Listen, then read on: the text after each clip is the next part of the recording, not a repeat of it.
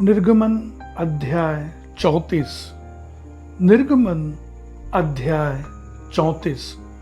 फिर यहोवा ने मूसा से कहा, पहली तख्तियों के समान पत्थर की 2 और तख्तियां गढ़ ले।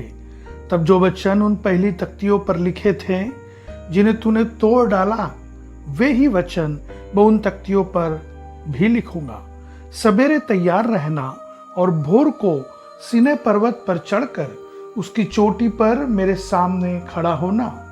तेरे संग कोई न चढ़ पाए, वरन पर्वत भर पर कोई मनुष्य कहीं दिखाई न दे, और न भेड़ बकरी और गाय बैल भी पर्वत के आगे चरने पाए। तब मूसा ने पहली तख्तियों के समान 2 और तख्तियां गढ़ी, और भोर को उठकर अपने हाथ में पत्थर की वे दोनों तख्तियां लेकर यहोवा की आज्ञा के अनुसार सीनै पर्वत पर चढ़ गया। तब यहोवा ने बादल में उतरकर उसके संग वहां खड़ा होकर यहोवा नाम का प्रचार किया। यहोवा उसके सामने होकर यो प्रचार करता हुआ चला, यहोवा यहोवा ईश्वर, दयालु और अनुग्रहकारी, कोप करने में धीरजवंत और अति करुणामय और सत्य, हजारों पीढ़ियों तक निरंतर करुणा करने वाला, अधर्म, अपराध और पाप का क्षमा करने वाला है, परंतु दोषी को वह किसी प्रकार निर्दोष न ठहराएगा। वह पितरों के अधर्म का दंड उनके बेटों वरन पोतों और परपोतों को भी देने वाला है। तब मूसा ने तुरंत पृथ्वी की ओर झुककर दंडवत किया और उसने कहा, हे प्रभु, यदि तेरे अनुग्रह की दृष्टि मुझ पर हो तो प्रभु हम लोगों के बीच में होकर चले। ये लोग हठीले तो है, तो भी हमारे अधर्म और पाप को क्षमा कर और हमें अपना निज भाग मान के ग्रहण कर। उसने कहा, सुन, मैं एक वाचा बांधता हूं, तेरे सब लोगों के सामने मैं ऐसे आश्चर्य कर्म करूंगा जैसा पृथ्वी पर और सब जातियों में कभी नहीं हुए। और वे सारे लोग जिनके बीच तू रहता है यहोवा के कार्य को देखेंगे, क्योंकि जो मैं तुम लोगों के लिए करने पर हूं वह भयंकर काम है।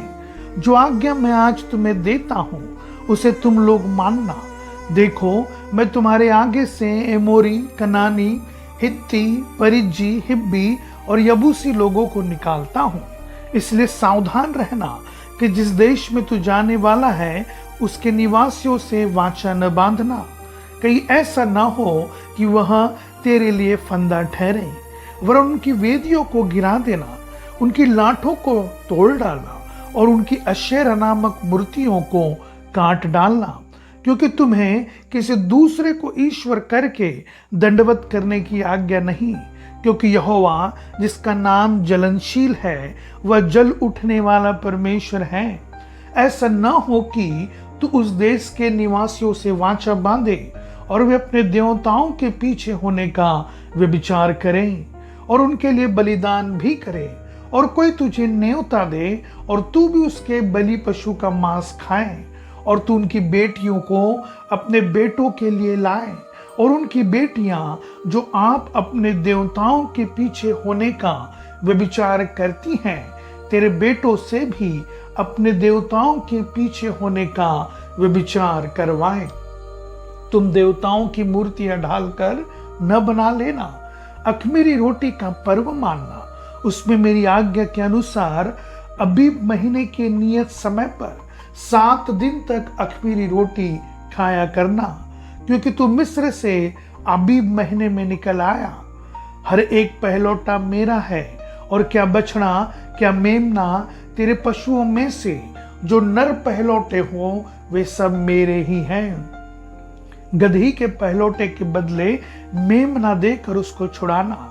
यदि तू उसे छुड़ाना न चाहे तो उसकी गर्दन तोड़ देना, परंतु अपने सब पहलौठे बेटों को बदल देकर छुड़ाना।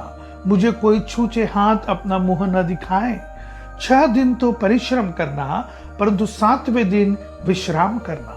वरन हल जोतने और लवने के समय में भी विश्राम करना। और तू सप्ताहों का पर्व मानना, जो पहले लवे हुए गेहूं का पर्व कहलाता है, और वर्ष के अंत में बटोरन का भी पर्व मानना। वर्ष में 3 बार तेरे सब पुरुष इज़राइल के परमेश्वर प्रभु यहोवा को अपना मुंह दिखाएं, क्योंकि मैं अन्य जातियों को तेरे आगे से निकालकर तेरी सीमाओं को बढ़ाऊंगा।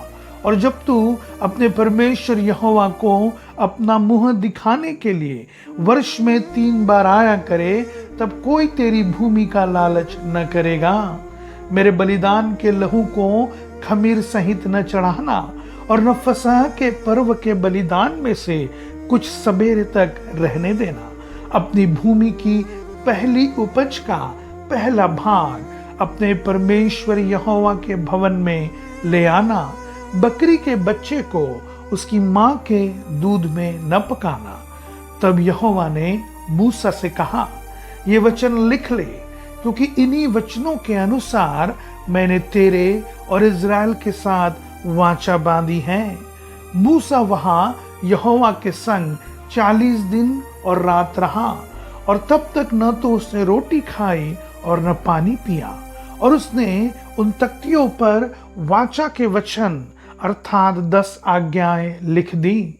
जब मूसा साक्षी की दोनों तख्तियां हाथ में लिए हुए सीने पर्वत से उतर रहा था, तब यहोवा के साथ बातें करने के कारण उसके चेहरे से किरणें निकल रही थी, परंतु वह यह नहीं जानता था कि उसके चेहरे से किरणें निकल रही हैं।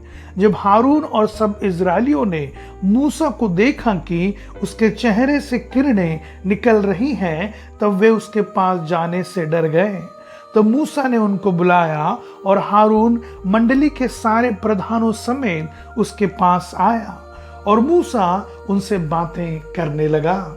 इसके बाद सब इज़राइली पास आए, और जितनी आज्ञाएं यहोवा ने सिने पर्वत पर उसके साथ बात करने के समय दी थी, वे सब उसने उन्हें बताई। जब तक मूसा उनसे बात न कर चुका, तब तक अपने मुंह पर ओढ़ना डाले रहा। परंतु जब जब मूसा भीतर यहोवा से बात करने को उसके सामने जाता, तब तब वह उस ओढ़नी को निकलते समय तक उतारे हुए रहता था।